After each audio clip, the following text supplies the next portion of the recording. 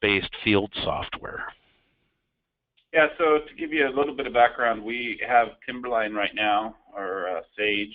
We've had it for, I'm not sure how long, but maybe 10 years, somewhere in there, 8 years. And Sure. we bought it for the account. We went over from the Maxwell, converted from a Maxwell, and then we didn't have PM software. We used our own kind of setup. So we invested in the Timberline for accounting as well as project management. We have the estimating module that we use very little. But those are the... That was funny. Yeah. It wasn't so user-friendly for our particular setup. So yeah, I get it. So we got good at doing the basics in the project management module. So we're pretty regimented in using most of the different forms and that kind of thing. Over the last couple of years in particular, the industry seems to have changed to be more collaborative, more cloud-based, more file sharing between field and office, things like that. And the Timberline system as we use it isn't very user-friendly that way, so we started looking at some competitors. And like Procore was one of them that we had a couple of demos on, and it seems to touch on a lot of the weaknesses that we find in the Timberline we're using. Then we realized that Sage has had some updates, and we weren't really using them. That to go into some of those arenas, but then also Sage has purchased this new construction program as well that may come closer to some of those goals. So that's kind of why we're here. I really appreciate that explanation. Can you tell me, I know I can assume you said some of those goals. So is it really just the ops guys in the field who are having a tough time getting in either to Citrix or VPN to see information and then being able to communicate it out to the trade level? I mean, am I hitting on the highlights of the goals out of this? Yeah, so part of it is to make sure that on a VPN standpoint, the system was so very slow for us. Yep.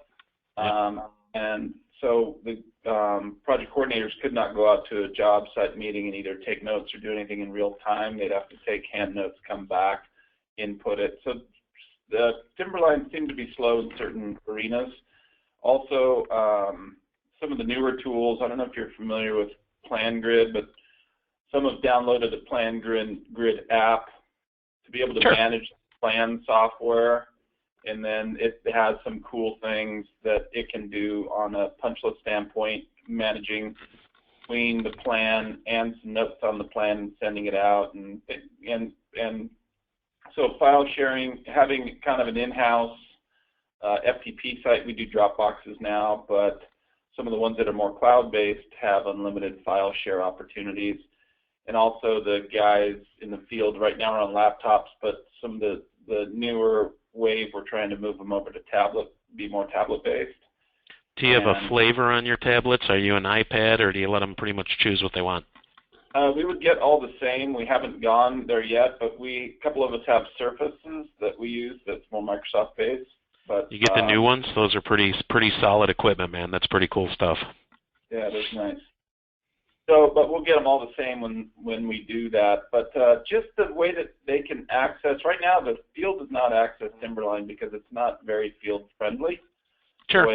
The way it navigates. But again, comparing it to Procore seems very more Apple-esque or something where it's just more user friendly, more icon based and simpler to use and navigate. So we were trying to see if we've missed some updates or if this new program can make it a little bit easier to use and also have some of that plan management, some of the cloud-based setup on it where our servers are getting full with all our plans. We just keep upgrading and archiving. Sure. And I mean, we just it'd be great if some of that existed. So. Okay. Well, what I'm going to do is I heard in the middle of when we were talking, I know Dennis jumped in. I'm going to let him introduce himself, and then I'm going to jump into a really quick PowerPoint, and then we'll go into the system and talk some ops-side stuff. Okay. Hi guys. Was that Kevin? Was that you speaking, Kevin? Yes. Okay. My name is Dennis Dasko. I'm a Vice President of CRE up at Sage, and I work very closely on basically strategic relationships as well as future direction of our overall product offering. And we basically realized that with Sage project management, it does certain things, but we really needed to get into the cloud and get into a more collaborative solution. And that's where we are at with Sage Construction Project Center. And we're working through the many pieces of the overall solution. What John's going to spend time on today, quite a bit on, is going to be in the whole area of document management, RFIs, submittals, transmittals, drawings, plans, those types of areas. As we kind of wind down, I can speak a little bit more to the integration that we are building out. It's not complete, it's being built out, between Project Center and job cost in the area of things like subcontracts being built out up in the cloud and then sent to job cost, and then numbers coming up from job cost. So job cost in your Sage 300 will continue to be the system of record for a variety of areas, including cost. But we want to make that visible to the project, to certain members of the project team, primarily your employees, via the cloud solution. So I'll talk at the end of this today a little bit about that and where we're going with that. And that will also encompass the whole change management portions.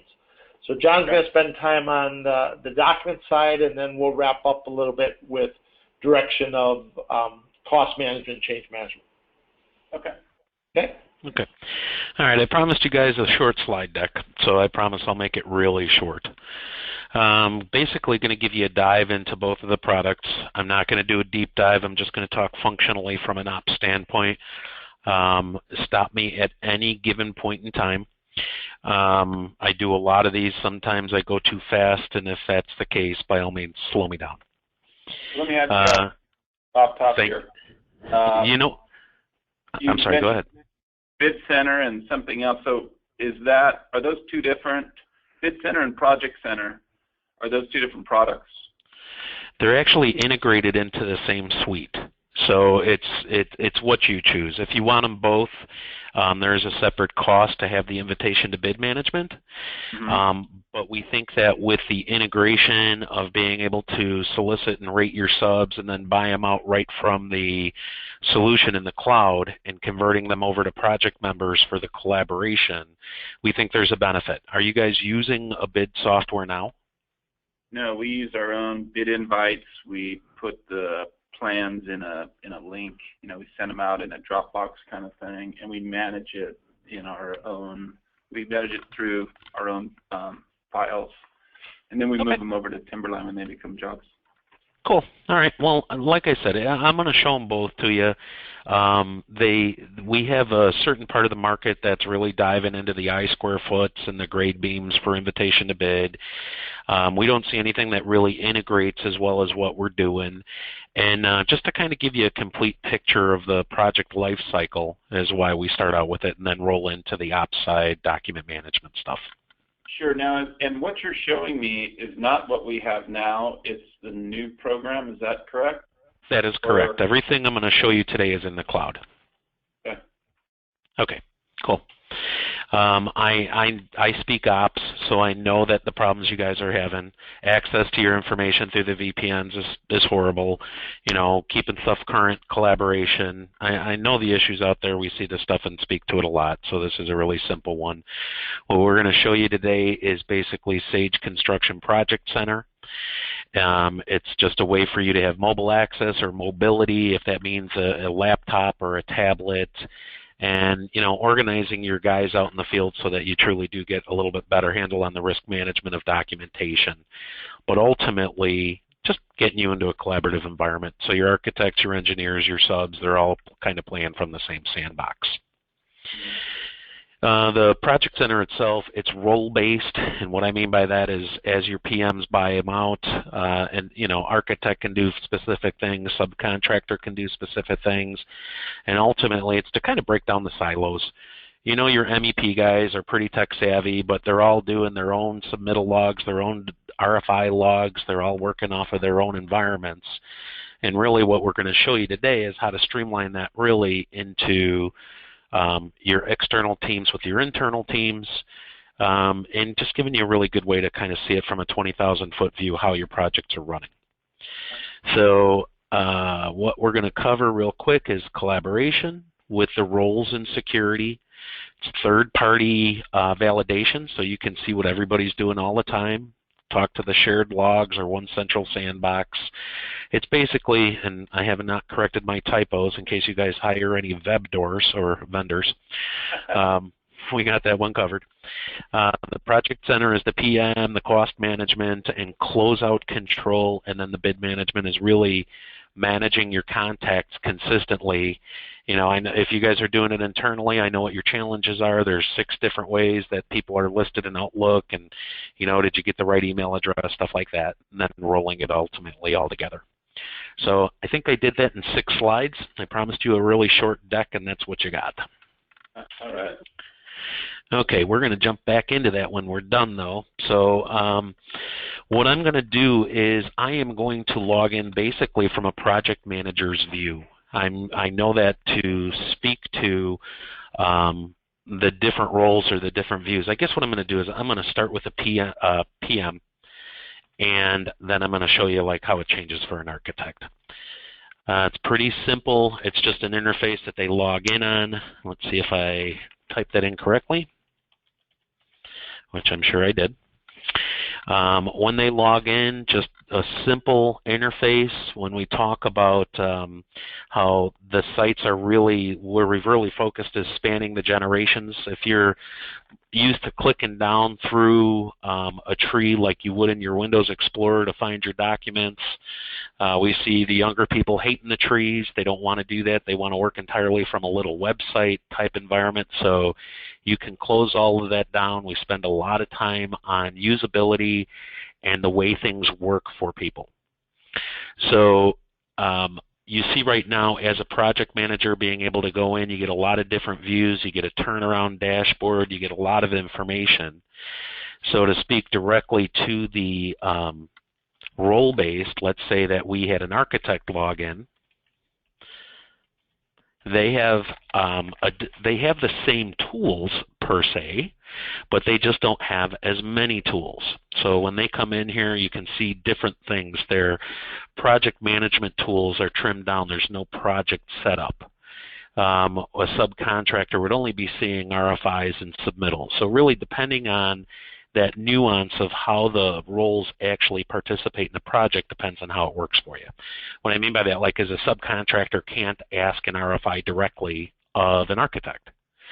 Transversely, an architect can't create an RFI. I mean, if you just taken some of the common sense stuff that we've done in ops over the years, we've translated that really to be working in the cloud for contract administration. So you filter out levels of authority, so to speak, and allow architects or field or whoever, their page will look different and it'll be filtered down to whatever is appropriate for them? Correct. You just said that better than I said that. You know what, they come in with a role, so you have a project team that comes through. Depending on what their role is in the project, it gives them certain access to the project. So if you think on one project they may be a consultant, and on the next project they may be a subcontractor. It's pretty straightforward to quickly adjust their permissions by just changing the role that they have within the project. Okay, now do they have to pay for, do they have to have Sage themselves in order to do this, or are we able just to invite anybody into this? You can invite anybody you want into this. And you don't pay for any external users, because we found the day you say it's per project member, then you say, oh, well, you know, we don't need the subs, and you find a different way to circumvent it. Or as soon as you say it's by project, then you go, okay, only projects over 250 grand get in it. So the way this is set up is you just cover your internal users, and everybody else is included in the offering. Okay, so I showed you the simplicity of role change, and then you do have some advanced tools to go in and even drill it down even further, saying they can't see certain things. And if you really want finite control, you can turn off folder access. But realistically, out of the box, our permissions are pretty solid. They've worked for years. And I just want to show you some of the flexibility that's built into the system based on who it is and who's logging into it. So with the premise of simplicity, I'm just going to say one thing and then I'll go into an actual workflow. By looking at the screen on the right-hand side, could you figure out how to add a user? Could you figure out how to edit a user? You see the buttons up at the top. That's where we've spent a lot of time, is just simply on usability. You had said earlier, you know, icon driven. It's got to be something your guys can use quickly or it's not going to get used. It's just that's the nature of the beast these days. Yeah. Yeah. So starting out with the invitation to bid portion, basically what we'll talk about is like a preferred bid list versus a global bid list. You know, we recommend that you build templates for your projects, and we can give you a lot of good advice because we've dealt with a lot of companies on what those templates really mean. But when a project is kicked off, you really want to start it with your preferred bid list, because we found it's a whole lot easier to go in and get rid of what you don't need than it is to actually build something from scratch on what you do need. Yeah. So explaining the invitation to bid, you have some project information, you got a bid package information, bid due date, bid due time.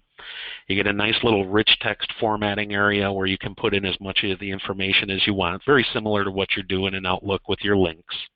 Mm-hmm. And then you assign who internally is in charge of it. If you have an estimator, he goes in here. Or if you have the person who receives all the emails every time a sub says, yes, I will bid, you can kind of control all of that. And then ultimately at the bottom, you have a call sheet that's broken out by division. Now, if you guys use the old CSI or the new master index or trade names, we don't care. This is really just for the simplest way for you to get out your information. So the call sheet basically gives you who are the companies that you're sending it out to, who are the contacts with their phone, fax, email, quick, like Rolodex types of information. If you have to manage and monitor their certifications or prequals, you know, we can manage that through the system. So do you have estimators or do your PMs estimate their own projects? The PMs estimate their own projects. Do you have a prequal methodology that you use now where you're not allowed to use a sub with a safety or a financial rating below a certain level?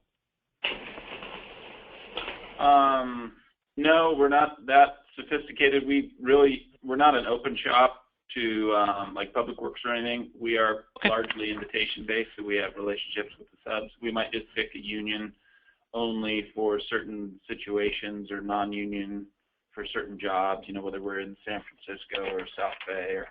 So that's about as we get, is marrying up the right sub to the size or particular to the job. But really, anybody that's on our list is kind of free to do any work that we do if they meet our criteria.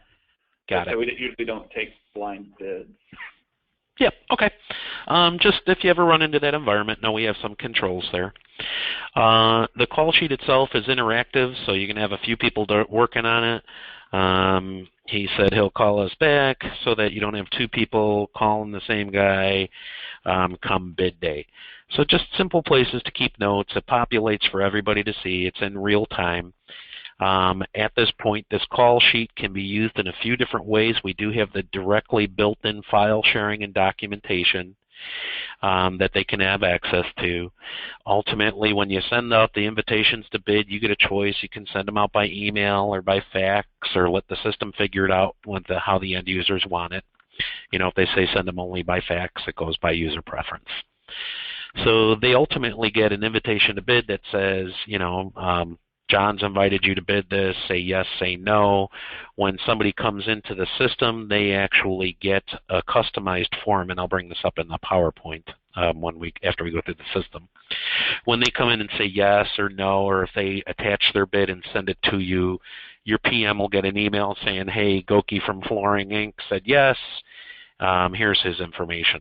So this is a way for you to keep track of what kind of coverage you got. Thumbs up, thumbs down, I just clicked it. It actually changes your statuses if they're not doing it themselves. Thumbs up, thumbs down is no. Finger up is maybe. We give a lot of flexibility that happens in the nuance, you know, like think Kone or Schindler where they've got 500 people. On this project, if you don't want to set up a new user, and on this one specifically, it's going out to John Smith. You don't have to jump out and do a bunch of database management to change information on your call sheets. So it's just a simple way for you to get your information out to the field. And ultimately, when they come in here and they start downloading documents, you can see what they're doing. We give a pretty solid third-party validation. I know from what you said, you've got a preferred group and they're pretty good to you guys. But if you ever want to know, did they go out and excuse me, download the construction set, you can actually track it through the system. Oh, good. Yeah, that's always handy to know if they're really engaged. See if they're engaged. I mean, realistically, the moment they come in here and they download a plan, so I'm going to download a plan. I'll just do one at a time for now, and then we'll talk about the efficiencies. But everything that's done from invitation to bid all the way through the end for project management is tracked. You can see that on July 16th at 4:27, project manager went in and downloaded the following file. So everything that's done from where you start, which is an invitation to bid. I'm going to take a sip of water. Bear with me for 1 second. Everything that happens inside of the cloud is actually tracked.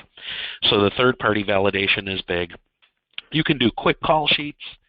You know what, tell me who I invited. If they viewed it, that means they actually logged into the system. Have they given you an answer? So quick reporting, quick way to get your information out to your trades. As you start getting your bids in, as far as tracking them, awarding them, making them a contractor, as your PM buys them out, he can come in and say, you know what, I'm buying out this guy. I can award the bidder. And this is one of those first integration points where what we're working towards in the cloud is your PM will be able to finish the commitment here. You know what, you'll be able to assign a cost code, a category, an extra if you use them. And what that does is that actually will be pushing it back down to job cost. That's something that we're working on right now to make that push happen. Okay. So after the PM buys them out, that person then shows up inside of the project members list, and now they're allowed to start doing true document management. And what we mean by document management is typically we'll see first thing after invitation to bid would be an RFI. It could happen during the bid. It could happen after the bid. From your guys' standpoint, it's pretty straightforward. Can you look at the screen and figure out how to create a new RFI? I think so. Okay, cool. Okay, so creating a new RFI is as simple as pushing the button. It pre-fills all of the information that you would typically expect. You know, if your PM's putting it in, it automatically addresses it to the architect. I'm going to put in a single line riser question.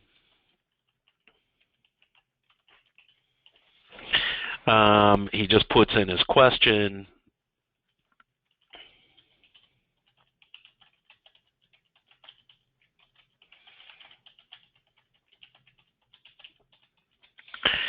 And if he needs to CC people, again, I'm going to hammer it as much as I can. The icons at the top are pretty straightforward. You need to engage more people. You need to add a file. Whatever it may be, it's visual. And that's really where we've gotten the big buy-in from the PM side is it's just simple. Mm-hmm. Yeah. The most important button in our system is this transmit button. And what this does is it actually initiates the email correspondence that go out. So with every action item in the system, an email goes out, Abe Architect, you just got an email from the project manager, click here to download it, click here to go answer it. It's very simple, and it's hopefully as simple as could be on purpose. You know, we've been beat up a few times over the years for being way too complex, and we're really working on making that simple. Okay, good. Hey, let me ask you a question. So sure. You do a commitment to a subcontractor. He becomes part of the team. Can he go in and are we the only ones who draft the formal RFI that stay in our system? They send us an RFI, but it'd be on their paper, right? They don't go in and create an RFI themselves. You know what? I'm really glad you brought that up because I'm going to say they use your system. We've spent a lot of time with subs going, why don't you use the cloud-based systems? And they're like, well, you know what, it's because it's my RFI number 3 and it's his RFI number 30. I don't care what 30 is. I care about RFI number 3. So when the subs actually are awarded, they get their own little version to do all of their data entry themselves. So if I come in here, the electrician, he's only going to see the electrical RFI folder. He comes in, he puts in a question about a pipe obstruction.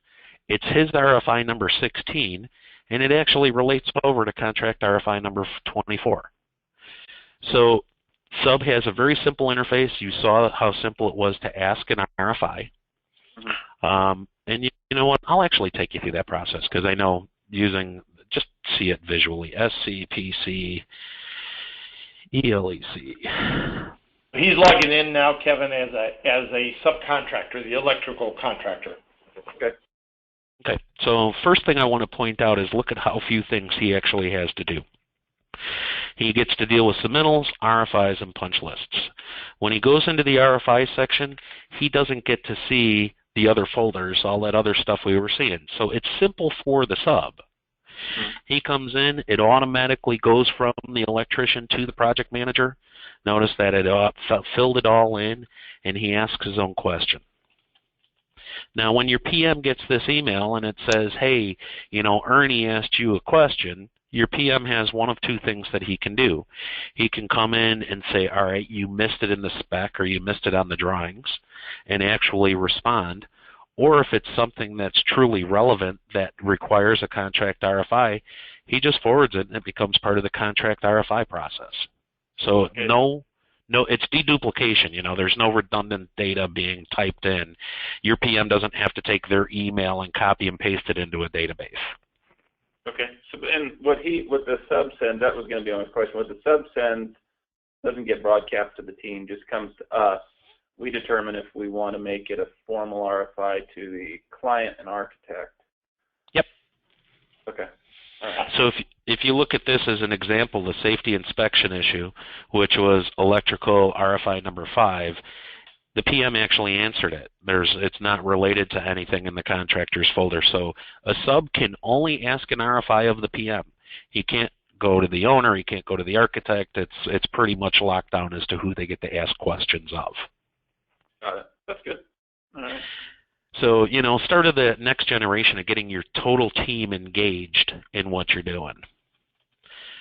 All right, let me log back in as a PM. Thank you for taking me down that path because sometimes unless you see that it's a different look, it's hard to grasp onto sometimes. Yeah. Okay, perfect. Okay, so RFIs are really straightforward. You'll notice that, in a traditional world of RFIs, it was an email or a fax going back and forth. With it being in the cloud, you actually can turn this into a discussion thread. So you can CC people if you have an owner who's engaged, or if you have, a consultant who needs to be CC'd to something. You can actually invite as many people to post replies or comments to an RFI and kind of turn it into a discussion thread that you can track. At the end of the day, your PM is in control of who actually gets to close it because we've always been under the belief that only the creator can say whether or not the question was answered. So pretty straightforward. They transmit, they send them out, they can fax them, all that good stuff built right into the system. Okay. Now, typically what we see after RFIs is we'll see submittals start rolling. Now, my example here today is using the old CSI codes. If your specs now are the new master index or if you use trade names, again, you have control over your naming and your numbering of your submittal packages. We are package driven, so it will be a package and then items within it. I'm doing them the way I used to do them, so if it's not exactly the same, just let me know.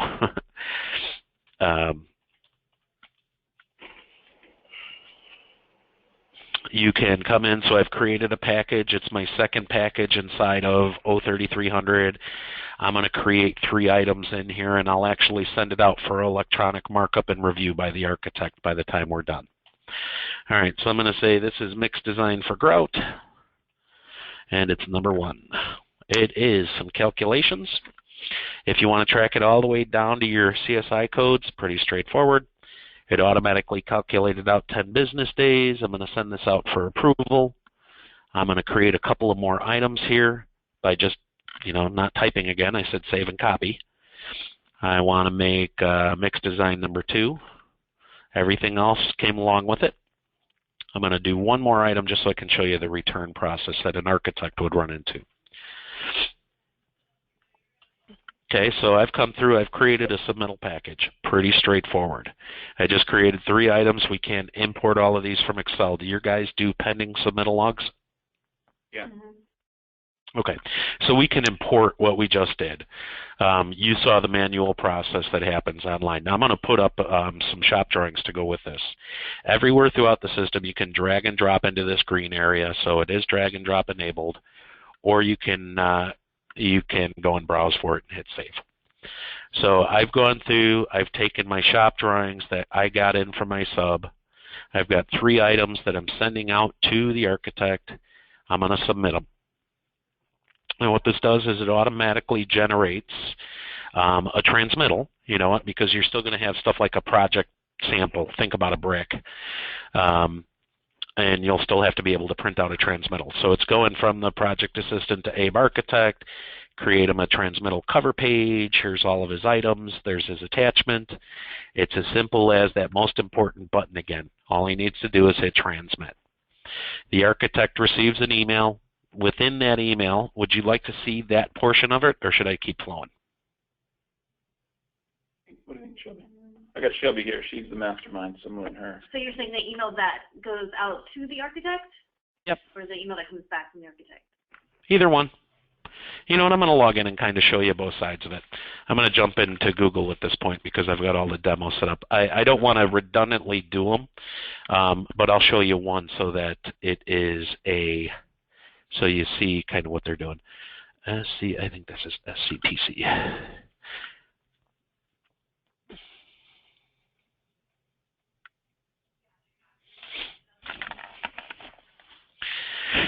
Okay, RFI was replied to transmittal. So this is a transmittal. Actually, I showed you the one for the PM. If a sub was doing their own submittals, it says Abe Architect, you've received a new transmittal. This is actually a return of a submittal package from Abe Architect.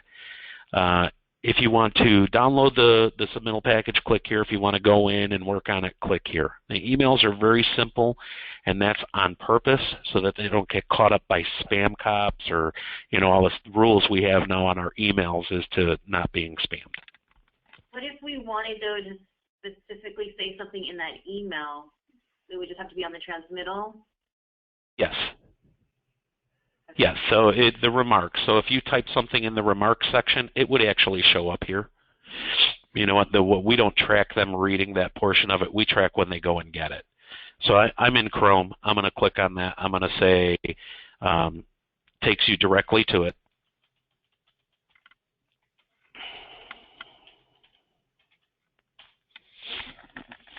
Project manager just got the email back from the architect on the return. See if I can remember how to type in passwords. That's the fun part of doing these demos. We literally have 100 different usernames and passwords. All right, hang on one second. It took me to the wrong site. You're in the dev site, John. Yeah, I noticed that when I saw the little guys with the spy glasses. But nonetheless, I will finish it through so I don't have to jump around. So from that email, I just clicked a simple link. It takes me right into the system. It takes me right to the item. And it's the same kind of interaction back and forth between your external guys and your internal guys. It's all email-based. Does it work with Outlook? Yep, absolutely. I'm just jumping around but because I use Gmail. And, you know, one of the downsides of doing presentations, if I log in too many different ways in too many different browsers, I end up crashing things. So I usually act as an architect in Chrome, as a project manager in Firefox, and as an organizational administrator in Internet Explorer. So it took me right to it. It's just one of those demonstration things, you know. So here's that submittal package. Basically, it jumped me to another site, but we can follow this one through. It was mixed designs. Ultimately, you go through your items and your revision numbers. So those same 3 items, one of them was a revise and resubmit. Now I've got item 3, Rev 1. And the process follows through and keeps all of the correspondence in between the architect and the project manager in one place. And again, you're seeing me do everything from a browser. I'm not going in through a VPN. I'm not using Dropbox. I'm not using somebody's FTP site. It's all encompassed into one sandbox where everybody gets to work from. Okay. Okay, so I'm going to come back in here. That's the submittal process. I'll take this as an opportunity to actually do my first dive into reports. I will tell you that all of the reports inside of the system are crystal reports. We think we have a great set of reports that come out of the box, but if you need to customize what we have, you have that option all day long because they are crystal reports. So I'm going to do a submittal detail report. This would kind of be part of your weekly turnaround report. Let me make this a little bigger. Actually, let me hit that instead. Detail reports are based on package names, what revision they're in. I'm sure. What do you guys do to manage your submittals right now? Did you say you had a homegrown solution? No, we're in Timberline Project Management. Okay. All right. So a submittal detail report. I'm sure you've seen something similar to this with your submittal details. Yeah. One of the biggest differences, of course, between PJ and this is, number one, the whole concept of submittal packages. That just does not exist in PJ. And then two, of course, the interactive collaborative piece of it. Yeah, those are what I would call the two primary differences. And the other one that comes up a little bit, which they also accommodate, which this accommodates, is we've got a number of companies that have asked us to add more statuses. And one of the things that Project Center does is it lets you control a lot of the drop-down lists and add to the drop-down list, similar to what we have in custom descriptions, but they go a lot further with some of that in the drop-down list and customization for you. So what he's talking about is, let's say that you needed something specific in your RFI statuses or a return submittal, like architects won't use the online systems because the verbiage doesn't exactly match their stamp. So you have the ability to control those statuses and those stamps and all of the drop-downs throughout the system on a project level. It does inherit your standard tool set. It's not like every project has to be touched. Okay. Okay, so I told you earlier, you get to see everything everyone's doing. You can come in by, this is showing you just today. You can come in and you can search by user. You can search by group, by action, by date range, and you can see that on July 16th, the project manager went in and looked at transmittal 16 from the submittal transmittals, and then he went in and he ran a submittal detail report. So again, a lot of it is about you being able to see your teams actually doing their work. Yeah, that's handy. Okay. So jumping from submittals, just go into daily reports. I mean, your superintendents every day are filling you out some form or fashion of paperwork to say what's happening on the job site. So if I'm a superintendent and the last daily report I did was on the 9th, I can actually come into the system and say, take my last daily report and make me a new copy of it. What it does is it goes and it checks the zip code of the project.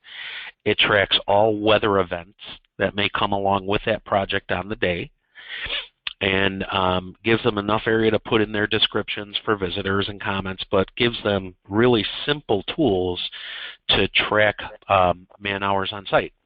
So they come in and they say the electrical contractor was, and if he had a second tier sub, where did he work? He worked in the pit. What did he do? He wired the thing. And then tracking his people. He had a foreman who had 8 hours. He had 2 tradesmen who had 8 hours. He had 6 laborers who had 8 hours. Really simple forms. You said you guys are on a Surface. This stuff works great on a Surface. That's typically what I travel with all the time. And then to marry this stuff up to what you guys are used to seeing, here would be the daily report. So, you know what, here's my daily report for the following day. Who is the author? What date was it created? And then ultimately, you know what, each of the activities that are followed up by the men on site. The report actually starts tracking hours. So, excuse me, the monthly report that you're turning over, you can actually run a man-hours report out of the report section on this.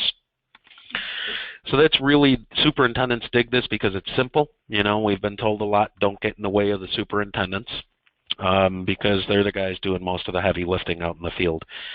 Do you guys do meeting minutes? Do you have, you know, formalized meeting minutes that you use or require of your PMs? We do. Yeah, very formal meeting minute process. Good. Okay. That also moves up to the cloud.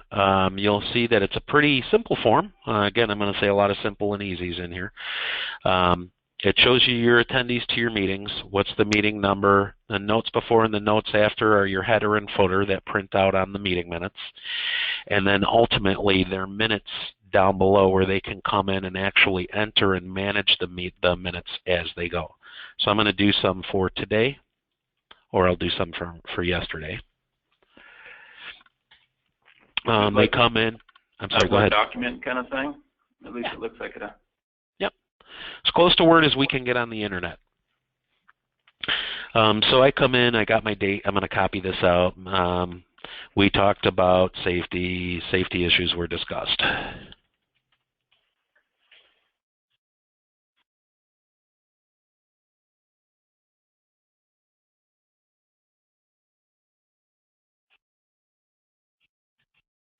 So by what you set up in the beginning, this is something where somebody could just sit inside of a meeting and do some shorthand.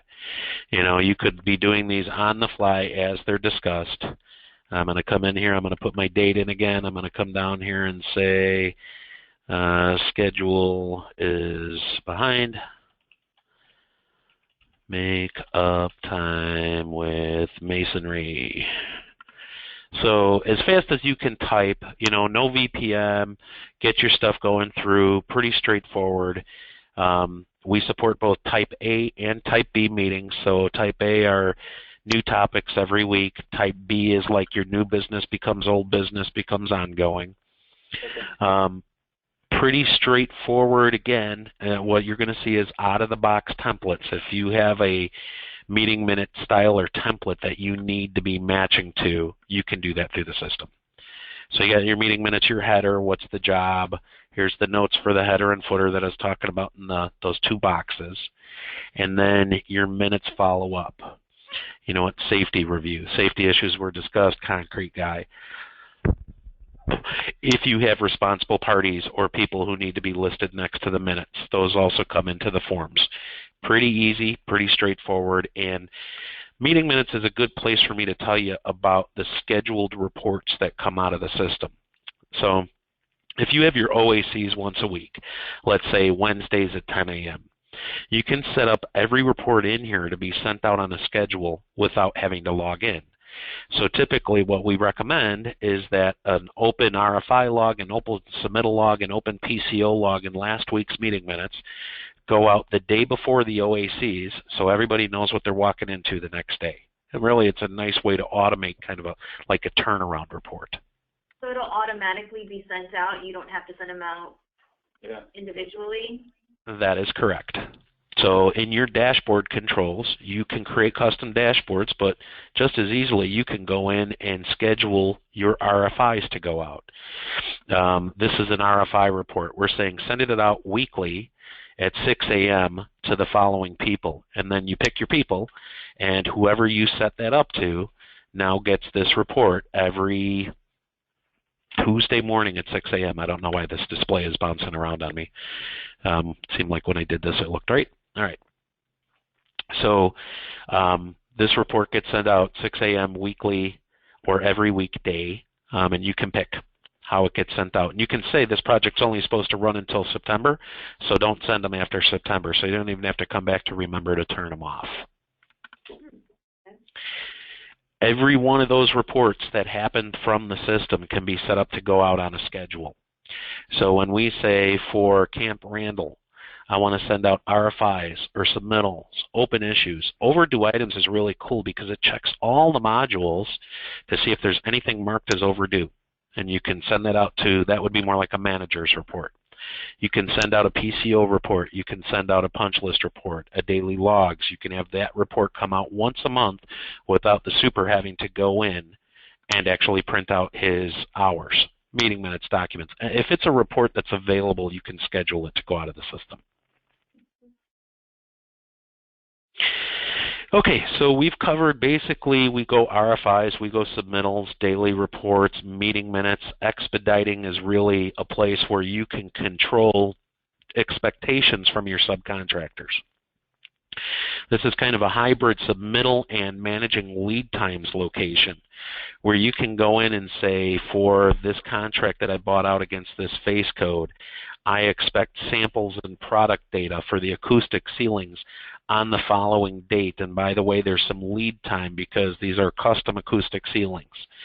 What the system does is if you have a required on job date, let's say it's due August 1st, and it's got a 2-week lead time and it's got a 2-week submittal review time, the system actually backthinks that and starts reminding the subcontractor basically 45 days beforehand, because if they don't have it in there 45 days beforehand, it's never going to be on site at the right time. Does that make sense? Okay, cool. So expediting can actually go against a few different things. We really use them a lot within submittals, but we can also come in and say, I want to expedite against items that are required before they get on site. I want to expedite pre-con items, and you can control everything that this basically says. So if you wanted to expedite against things we don't list, you are in control of this. So the pre-con items are, you need to have a fully executed subcontract and a PO. You need to have a valid insurance certificate, a site-specific safety plan, HAZCOM, MSDS. You know all the stuff you guys have to typically collect. When you assign this to a subcontractor, he starts getting dinged with reminders until the stuff is all put away or put to bed. So the expediting really works well, and it ties into closeout also. So if they owe you some specialty tools or some attic stock or a warranty, it actually gives you a way to manage and monitor the expectations coming back from a subcontractor. Now, I know we had an hour today. I can spray you with a whole lot more fire hose. I'm going to just spend a second talking about the cost management, and then I'm going to turn it over to Dennis. Our integration. Sure, you show the closeout tool? Absolutely. That's a great idea. Okay. One of the big things for all of the systems that you've looked at that you brought up earlier is I'd ask them, how do you get your information out of their systems? You notice on here that I'm actually running from a DVD drive on my computer, and I'm going to kick this file called index. Okay.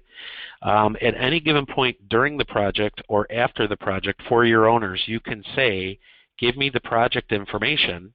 And what it does is, I must have it open in like 10 places, Dennis. Oh, there we go. This is a project from actually almost 10 years ago here in the Midwest. It takes a version of the system and actually copies it to your CD, DVD, flash drive, your network, your SharePoint, whatever it may be. And your entire project history is now captured in a way that you can share with your owners, you can share for discovery, or you can share with your long-term digital asset requirements internally with the company. And that includes the documents. So if I come in here and I say 4 years from now, you know what, the curtain wall is leaking and how did we get to it? Or, you know what, there's something wrong with the buried pipe, I can come to the architectural plans and I can get to the building elevations to figure it out. And that whole cradle-to-grave story is here on this disk. The original document was issued here on this date. And you know what, here's the final as-built that came out. Now this is a really old project. These are TIFFs and not PDFs. But your entire project history is here on side of this disk that you can actually use as a value prop to your owners. If you got the smart ones who use CMMS systems where they have, you know, some sort of a computerized system telling them how to take care of their buildings, this stuff imports directly into that. Wow. So from a closeout standpoint, this stuff is really cool and it works really, really well. Yeah. And it's, you see any benefit in that, Kevin? What's that? Do you see benefit, value in that? Yeah, you know, our closeout packages are large and very manual. We go in and we make discs, burn discs. We also make a binder too, depending on what they want. But if we could filter out what we want in there through this system and have it just auto burn it or something, that'd be great. Right. And then maybe the owner then has a great navigation tool. Just you hand to him and he's navigating it through it just like John's doing. Yeah. And you said it could be on a disk or a memory stick or you said something digital, so you can it be shared to where they can save it long term? We're trying now to figure out what's the best way to go paperless on closeouts, and what do you see? Or Yeah, size is the only limitation. Yeah, if it's under 700 meg, which doesn't happen anymore, you get a goofy PDF at 700 meg if it's on a CD. The DVDs, their max limit is 8 gig. The Blu-ray is 50 gig, but nobody's got Blu-rays in their computers. So typically, once we get above 10 gig, it goes to some sort of an external media that we transport to you. So think about a USB drive. And it's just, what do you do with it at that point? You give that USB drive or that flash drive to your owner and say, here you go, here's your closeout. Okay. We do a lot of work with closeout and how to best make sure what you're doing during the project is something you can close out. Think about what you do for your submittals and your as-built at the end of the day right now. Because you're using the system, you don't have to do any of that because all of your submittals and their stories are now on this disk. What you're collecting and doing via paper right now is automatically being generated by using the system. Yeah. Okay, great. Cool. All right, Dennis. Do you want me to bring up my PowerPoint, or you want me to turn this back around to you, Dennis? I should turn around to me. Okay, bear with me for 1 second.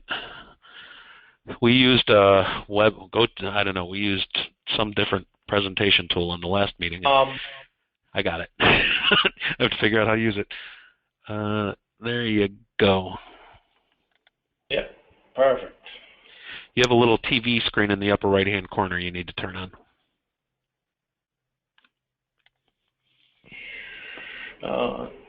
There should be 3 round buttons. One's got a telephone, one's got a TV screen, and one's got a video thing. The one in the middle that has a TV screen, click it.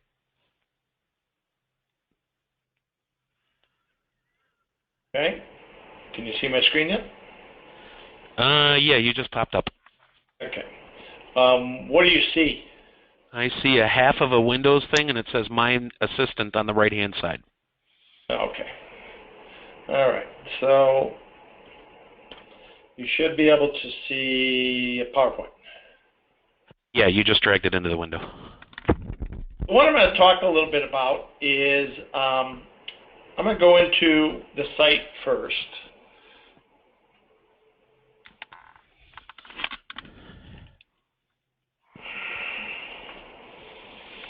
So I'm logging in as just a project manager, and this is very similar. This is what you were looking at with John. And the area that I'm going to look at is this cost management area. And if you think about cost management, we're really worried about tracking 3 or 4 major things. The first one is the job and all its related numbers from a job cost code perspective. And if you think about that in job cost, that would be your budget by cost code, your total cost by cost code, because we want to keep job cost as your system of record. And so one of the first goals of the system is to, I'm just going to go into my sample company here, is to, in essence,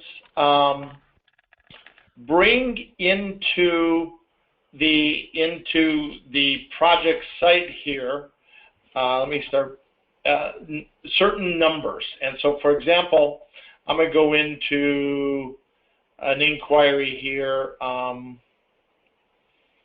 just grab this one. So we want to bring up numbers like this. So, for example, original estimate, we want to bring that up from job cost. Yep. Approved changes will occur up in the project center, and then those will be sent down to job cost to update the total estimate. Same thing would be true over here, is the original commitment we'll start it up in the project center. We will send it down to job cost. The change orders will occur up in the project center. They will be sent down to job cost, and then that will update the revised commitment. Job to date cost is a number, for example, that would just flow up, because the cost, this is the system of record for cost. Job cost will continue to be that, but we want to bring visibility of these numbers up into the project center. So looking at some early work that we've done so far, and this portion is due to be completed towards the end of September, but I've got some PowerPoint and some visuals that I think will give you the idea of where we're going. So I'm opening up a little window, and I'm looking at a bunch of data that, for example, would come up from job cost.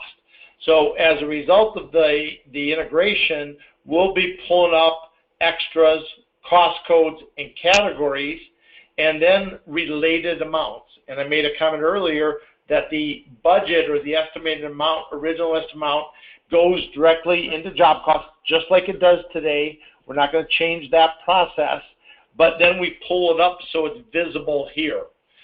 Then, as a result of these different change events, and you notice here potential change orders rolling into eventually into a change order, as a result of those workflows, that information will flow down. Similar concept also exists for the schedule of values. So as a result of work in job cost and or contracts in Sage 300, the contract amount will flow up. The change process will occur in the cloud, and we will push down the approved change orders directly into job cost. So as a result of that, those types of workflows is, if I was out at the job level, for example, we would be updating the approved revenue changes on the job as well as the approved revenue changes in the contract. Do you guys use contracts? Yes. Yeah. Yeah.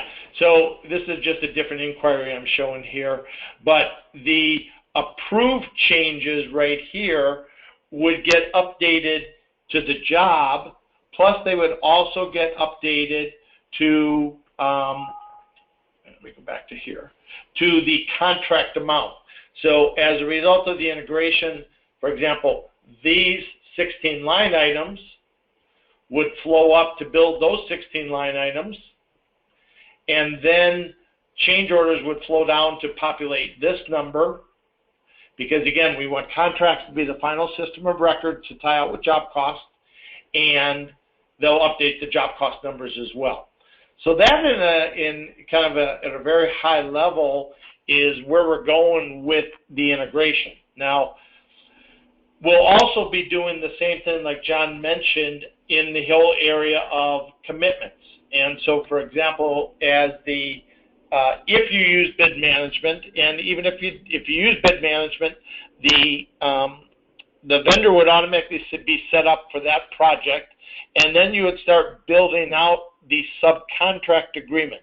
And I've just got a very loose shell right here of what that's going to start kind of feeling like. And really what this is if you think about the commitment system in job cost today, you've got the commitment items. That's what these are. That's what we'll do up in the cloud is we'll build out the commitment items. And so if I was adding a new commitment item, the screen's going to look a little bit different from this. But if I opened up one of these, you'll notice I've got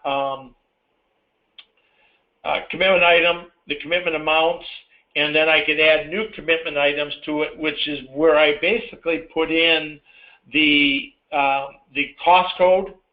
Now, we don't have the screen built yet to add the category, but in essence, you would build out the extra cost coding category right here along with the amount, and then we would send that down back to job cost. So as a result of that, this is kind of a little screen that kind of highlights all of that. If you think about where you're at today, you've got Sage 300. Within Sage 300, you've got your job day cost sitting in job cost. You've got your commitments sitting in job cost. You've got your budget sitting in job cost.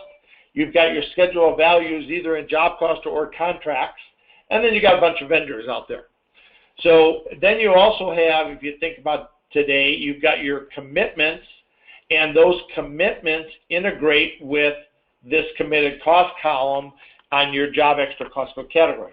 So what we're building out is this level of integration where, first of all, you'll notice here I'm pulling numbers up. So I'm pulling up the total, all the schedule of value numbers, the budget numbers, the job date cost numbers, and we're moving vendors back and forth. Then the second part that I mentioned is the commitment, and this would be commitments and commitment change orders that will go down, update the job cost buckets, and notice there is a line going back there, and you might be saying, well, what would go back up? And the primary thing is commitments invoiced and commitments paid. So as you process things associated with those subcontracts, we want to get some of that data back up to the cloud for visibility. This is all what we've got targeted for an end of September release.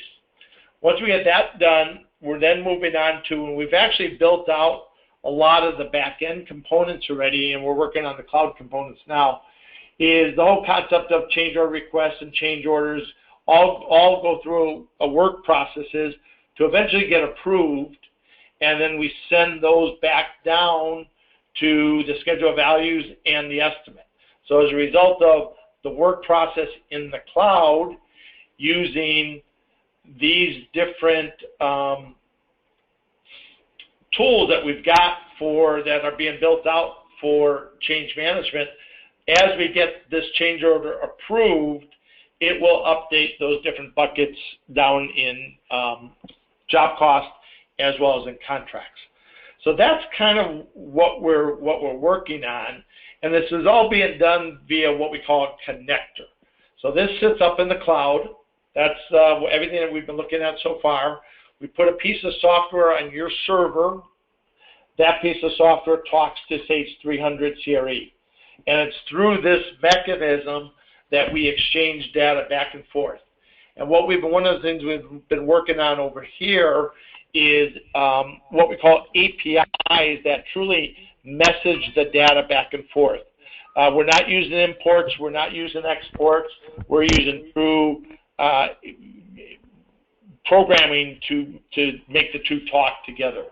And that's what's different compared to other things that are out there, because the ability to talk, if I wanted to push in a subcontract right now, the only way you can do it is with an import. And the tools that we're releasing in 15X at the end of September allow us to programmatically push in a subcontract or a commitment, as well as a variety of other types of data.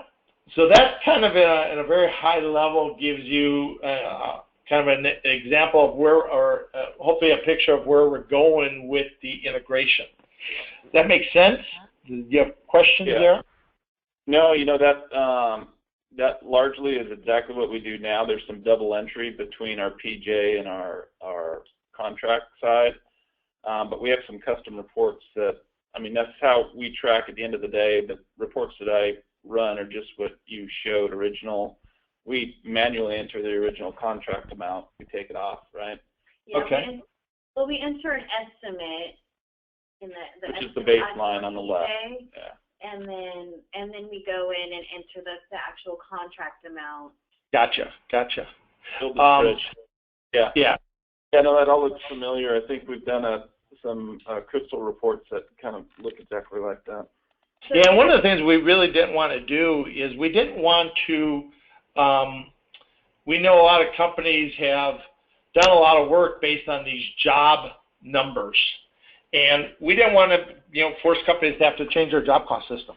And we wanted to really leave that intact. And that's basically what we've done.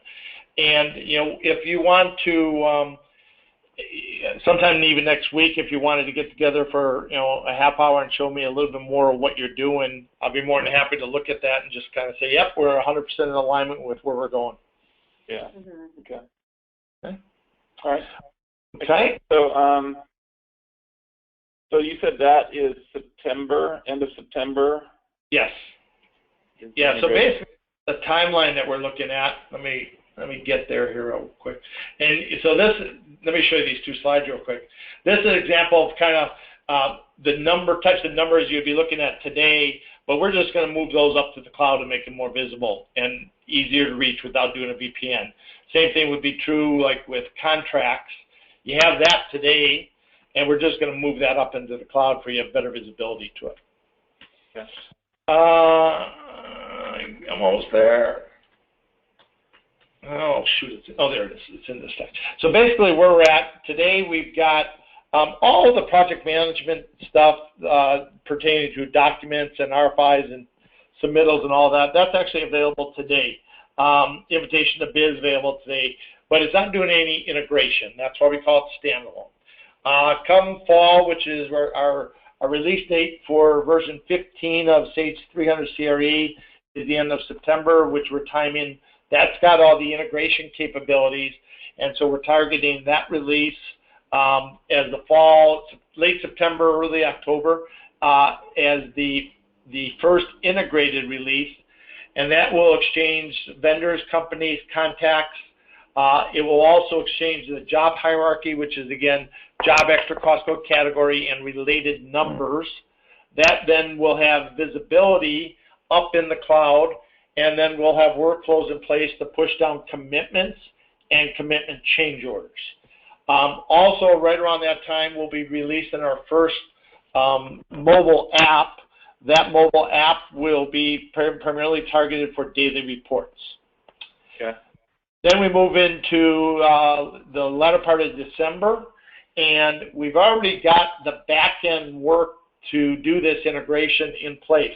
That's actually getting released with this, but we've got to do some more cloud work here.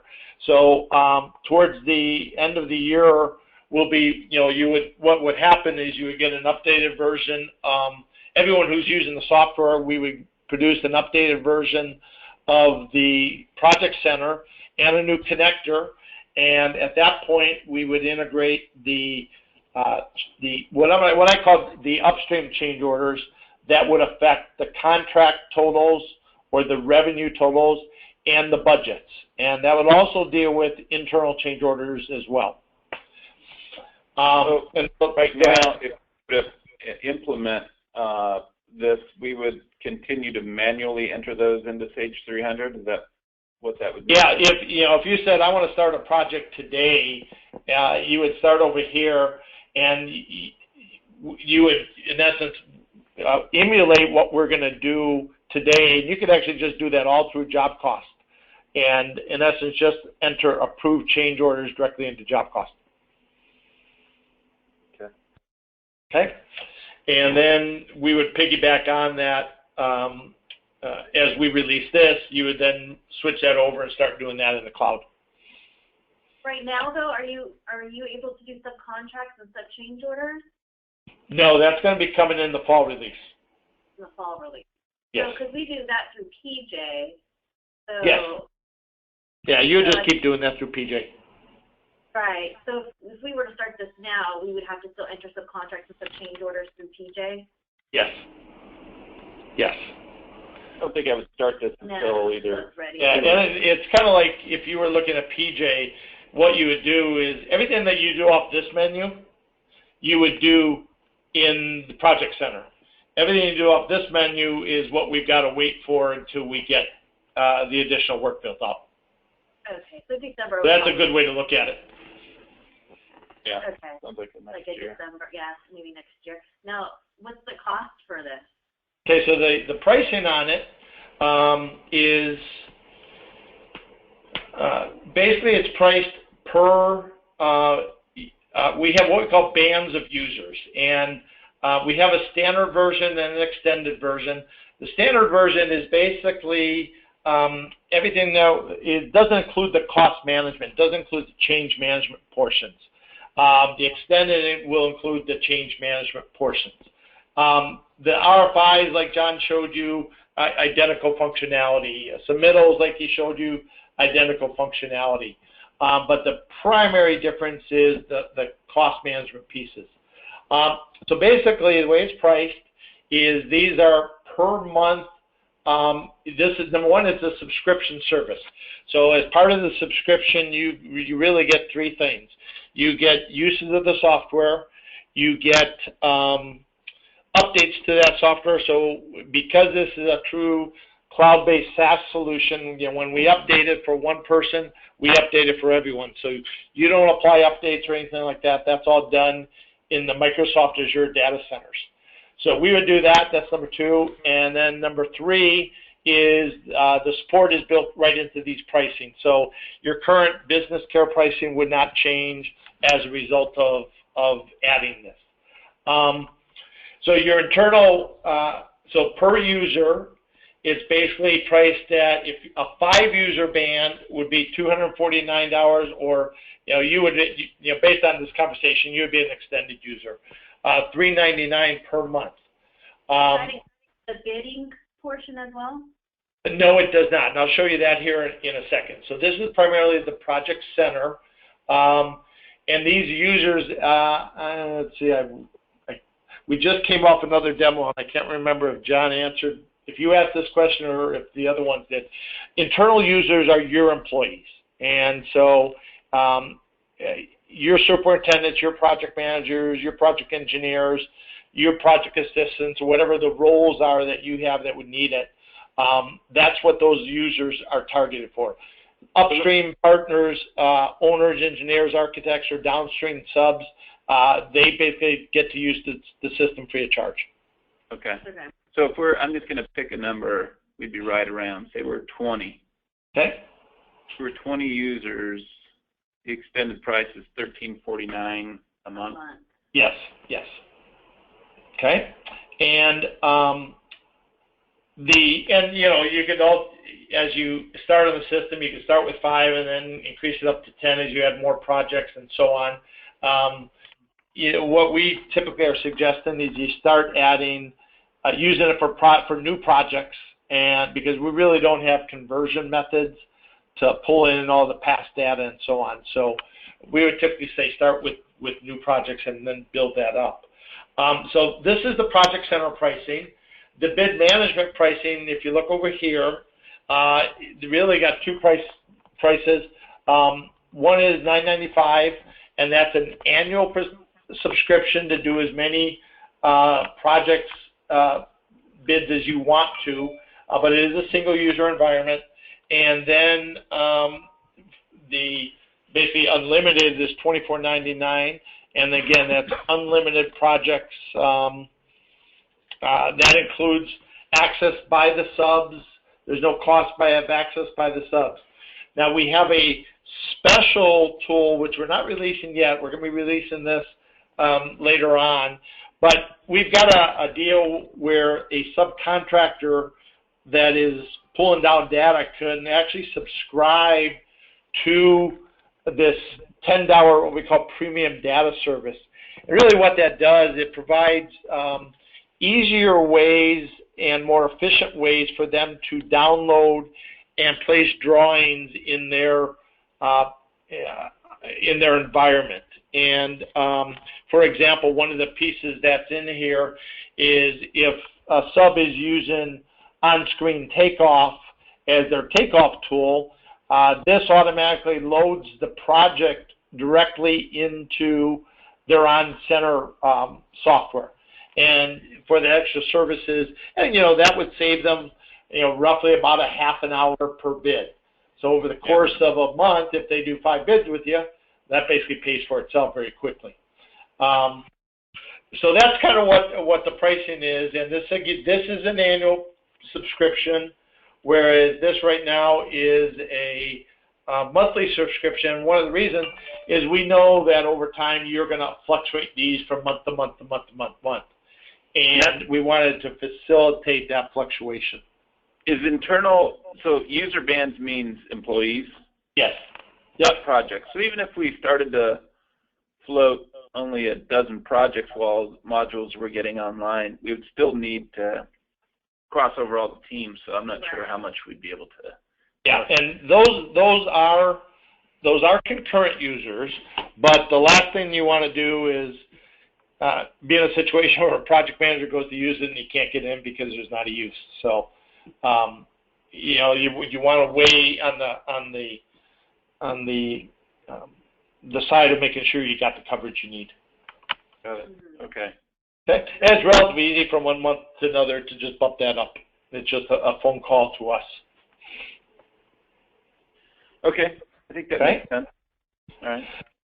And Nick has all that information, and they've got all that information as well, and so he could sit down and review some of that with you post-actal after this call. Okay. All right. That sounds good. Does it feel like this is the type of solution you're looking for? Yeah, it feels like, again, it feels a lot like we did the demo on Procore, and it does I see some advantages, some things I'd have to go back to my notes that feel a little different. Sure. The integration, I'd imagine since it's Sage, and if we're keeping the Sage accounting, you guys will take care of the integration over time. Yeah, there are things that, for example, today, if I'm looking at this approved changes and this is the revenue, there is no way to get that number in from an external source. Period. End of story. There isn't any way to do it. So as a result, that would have to be, double entered. There are ways to get in commitments, and the way that works is the only way that you can get in a commitment externally into the software is if you would use, I'm going into job cost now, is if you use import commitments. That's the only way that someone externally can get a commitment in. We've already written the code that, in essence, you could say it replaces that program. And the biggest advantage is that we can truly message back and forth on the commitment. So if we push the commitment in and for some reason it doesn't want to go in because, I don't know, someone deleted the cost code just 2 seconds ago out of job cost, it's going to message that back and in essence tell the user, sorry, we couldn't go in, and it will tell them the reason. So we've been writing software in job costs and a variety of areas that allow us to truly integrate replacing these import functions, and that is the biggest advantage. Yeah, okay. Okay. One of the other things that you'll notice that happens in the SaaS world is,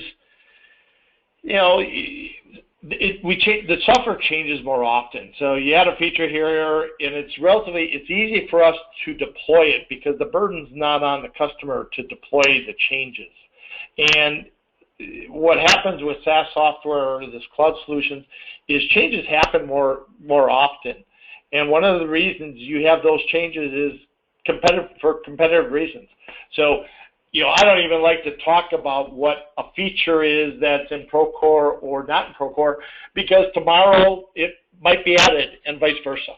If there's something that we don't have, there's a good chance that we would, add it, later on. So anyway, that's a little bit of on why we feel we compete better at this point. And how realistic do you think the time frames are of rollout? We're pushing strong on them very well right now. We have hit all our milestones. All of the work that I made a comment earlier on the integration, all the work to talk to the cloud is all completed. It's all in testing right now. And so we're deploying those. We're in essence, back on that connector picture, when you do integration, you kind of have to do 3 things. You have to have, come on, almost there. You have to have changes here. We've already made all of those changes. You've got to have changes here. We've made a bunch of those changes. And then you actually got a piece here that you've got to make changes. And all 3 of those pieces are well underway. We are pushing companies right now, vendors and companies back. We're pulling up job cost data right now, and the next one that we're building out up top is the commitment structures. And like I showed you earlier, we've got we've got the preliminary structures started. If you think about a commitment, one of the biggest parts are those line items. We got to get those line items built out, and that's the part that we've got started already. Is the commitment line items up in the cloud. So we're actually feel very confident about it, and that's going to hold companies off from making the decision to move. Thus, we've got a lot of reasons why we want to get that done. Okay. When we enter contracts, because we enter contracts in the CN module, would that still be the same, or would that all be? Yeah, that portion is, we're going to keep it like it is at this point in time. I've really had mixed feedback on that, and that's kind of what we'll do is they'll be entered into contracts today. And notice this little slide here, contracts items goes up. And so as a result of that, we'll enter them like we're doing today, and we'll push those up, and that will result in, I'll call it these first 3 columns being sent up to the cloud and ending up here. And then the change process will occur up in the cloud. So we create them in the Sage Construction Project Center module. Is that correct? The change orders, that is correct. The change orders, yes. Change orders and contracts. Well, owner contracts we do in the CN module, so that'll continue. It sounds like, and it'll just show up there in the. Exactly. Yeah, and that's something I've asked a lot of people that, and majority of the people have said, yeah, let's keep it that way. It's less change. Some people have said, well, I want to enter it up in the cloud and push it down. That's something we might look at in the future. We had that as an initial consideration, but our preliminary research said, no, let's keep it the way it is. But the change management piece we had to do in the cloud. So then any change orders after that are done in the cloud? Yes. The bid doesn't talk right now to Sage 300. If you have a bid and the bid just becomes a contract based on the spreadsheet, the cost value, it can't import those numbers. It has to be entered manually in Sage 300. The bid management is really to get to the point of awarding a bid, and then that vendor gets added to the project in the project center. So the bid management will not integrate necessarily with 300, other than really at the company and the vendor level. Once that vendor gets established with the job, then you finish building out the subcontract, and that will go down to job cost. I think that might be an opportunity for you to look at. So if somebody does a bid, they're awarded the bid, it's a $3 million bid, and it's got a full, every line item populated. If you can click a button and that shoots over to Sage 300 to start your contract module. Sure. That would be handy, because right now we do it manually, and I think what you're saying is we'll continue to do it manually. But it almost seems like it'd be nice if you could choose to do it manually, or if it's as simple as moving it over and importing it. Hey, let me ask John a question. Hey, John. Yep. During the invitation to bid work process, yep, do you capture the bid amounts, or do you just basically know that they're going to bid? We don't capture any dollar values at this point. We give them the ability to attach a file. Okay. We will be working on that after the first of the year. We had a huge problem with subs having confidence in posting their actual numbers to the cloud. It seems like there's starting to be a little bit of an okay with that. But we started on those tools a few years ago, and they said there's no effing way, because then everybody wants to flush the site 5 minutes before the bid is due, and I apologize for the effing. At least I didn't say it out loud. They weren't willing to post it, but I think that's becoming more of a norm than anything that's really unacceptable. Gotcha. So I do agree that with Kevin that as we work this the rest of the way through, so if I'm sitting working on a bid package providing the ability I'll show you exactly where John and I have had some discussions on this, is at this level, way down here.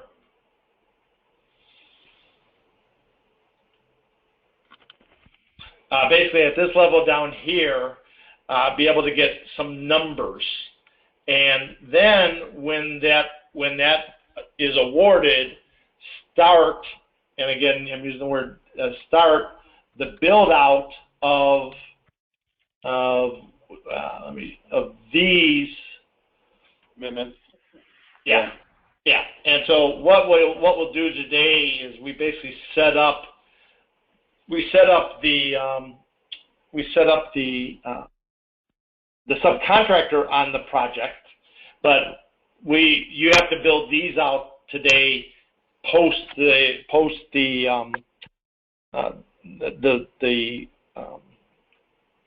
In essence, post the award of the subcontract. Got it. Okay, so that part seems right now the same. Yeah.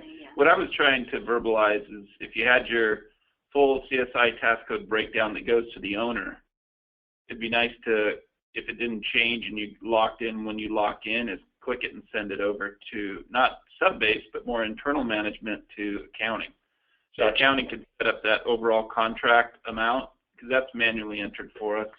And half the time it comes straight off a spreadsheet during our bid process. We end the bid with multiple revisions, then it goes to contract. When it goes to contract, I don't know if this talks to Excel at all, but if it did, that could go. Anyway, that's. So what you're talking about, and actually this was the exact direction we were going, but we started getting feedback saying, no, let's leave it the way it is. But really what you would like to see happen, and we could actually do it right here as well, because is allow these totals, because this is what they fill out today. They come in here and they just key in, where the heck is it? They key in these numbers. If this could have been filled with a spreadsheet, it would just make life a lot easier. Right. Yeah. Do you use Job Center at all today? Kevin, who's there with you? I missed the name. Shelby's with us. Okay. She's on the Shelby? construction. Yeah, Shelby, do you use Job Center at all today off the desktop? No. There's actually a little tool. It's pretty simple, and I'd have to see your spreadsheets to tell you if it would work or not. But there's a little tool in the desktop today that allows you to cut and paste into a grid, and basically it's got a spot for the item number, the description, and the amount. That's kind of what you have. And if you had a spreadsheet that had those numbers in it, and you could just arrange them and cut and paste them, that could save you time in setting those up. Okay. So you got that today. Just looking, that's in the desktop, and I think it's called Job Center. Okay. If you can't find it, let me know, and I can shoot you a picture and get it to you. Okay. But yeah, I hear what you're saying, Kevin. Yeah. Okay. I know what you're. Yeah. Well, good. That was a great overview. I appreciate you running through all those different things. Sure. I don't know if our accounting side, Sally, it sounds like it doesn't really affect her that much. No, it really doesn't. Yeah. That's on purpose. We're trying to stay away from changing the finance side of it. I mean, ops guys are the ones who are really hurting out in the field. It's filling in their gaps. Yeah. Yeah. That's good. So it sounds like end of September, and then also sounds like December is going to be when the tools to really connect it and get the field kind of engaged. Sounds like it's an end of year kind of application. Yes and no, and I guess what I mean by that is the project managers are probably more involved with the change management and the commitment change orders. Superintendents are probably more involved with the stuff that's already here. And so it's correct that we won't have all the pieces together till December. in essence, to replace the functionality that's in PJ today. Right now, the guys do, I'm just looking at the different mobile apps, thinking that has a lot to do with them, with the daily reports, the plan management. Is the plan management, what part of the module, what part of the release, or is it already there? Or? So plan management up in the cloud today, using a browser, so you can use a browser on your tablet. So using a browser on your tablet today, it is totally there today. The whole purpose of apps, there's really two reasons that why companies build apps or we are building apps. Most apps do not cover 100% of the functionality that's in a solution. And so if you go to American Airlines and you get their app, you can't do everything that you can do in the browser version of their website. And so what the apps do is, number one, they give you more streamlined functionality, the ability to get in and out real fast. You don't have to navigate through as much stuff. And so it's simpler, very specific functionality. They're not built to spend 5 hours of doing something. It's built for quick in and out, let me move on and do other things. Then the second reason for the app is in a disconnected environment. So if someone's walking a project and they don't have connectivity and they want to take some pictures or they want to do their daily reports while they're walking, then they can go ahead and do that. And then when they get into a range of its cell service, they would be able to connect with it. So those are the two primary reasons. Is one, more very, very straight line to the fact functionality to allow them to get in and out real fast, and then number two is offline capabilities. And so can they look at can they get at drawings today? Yes. Will they be able to? Can they enter a daily report today? Yes. Will it be a little bit easier for them with the apps? The answer to that is yes as well. What does your plan management look like? Is it individual PDFs of the drawings that you have to drag and name? Hi, John, do you want to show that? Yeah, why don't you flip it back? Actually, I think I'm going to try and make myself the presenter again and just touch on that, because we do have plan management. Actually, Dennis, if you could click on my name. Oh, never mind. I got you. Thank you. The plan management, as it sits right now, we actually will give you a piece of Citrix share file because that integration is already done.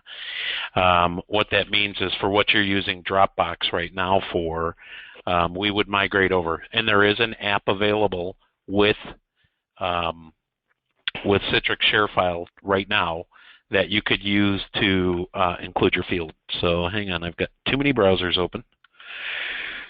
Okay, let's try this. Close all the tabs. Close all the tabs. Okay. So the plan management is two things. One is the app through ShareFile. The second one is the formal drawing log, which does the indexing and the naming.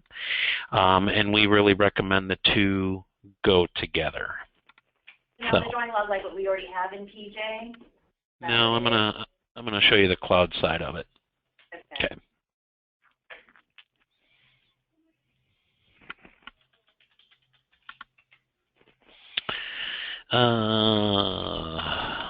Too many usernames and passwords in the head.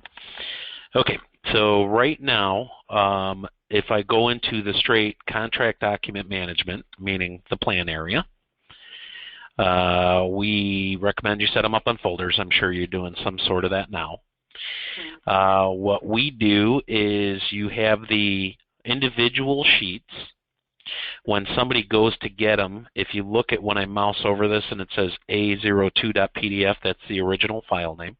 Okay. When somebody comes to download them, it actually reads the drawing log. So look at the bottom here. It took A02.pdf and it automatically names it with the sheet title, the sheet number, and what revision it is with the date. And what that does is it gives your ops guys the ability to make sure that people are actually looking at the most current A02.pdf. Now, there's a couple things that go on here. One, if they download it, they can download them one at a time. They can take them down as a full set.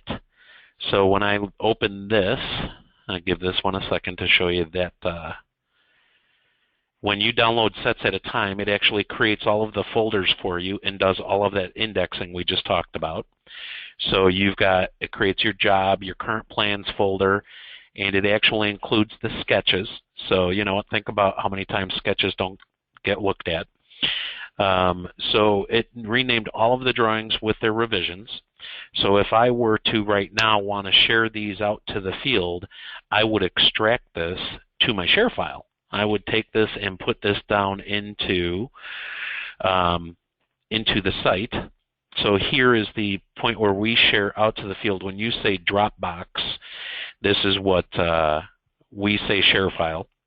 And inside of that, here's the project, and here's the current plans, and then it's broken down by all of the same stuff by saving it down in here. Now, your field guys who are out sharing it to the true trades, the trades get a username and password into share file too. So whether they're dragging and dropping all of their information, meaning the trades and the subs, into share file, and getting all the current plans off a share file, what that does for your PMs or your ops side is now when they're doing an RFI or a submittal package, think about it like that, right from within the modules themselves, and I will use an RFI as an example. They have a picture that's either on their device. When they add that file, if they're on a mobile device, it would bring up their gallery. But when they're on a PC, the share file actually integrates right there with that same project, Camp Randall, and I can take that current plan and actually make it part of my RFI and capture in both directions. That's why we did the integration with ShareFile, was so that your ops guys could get the benefit of both the PJ and the file sharing at the same time.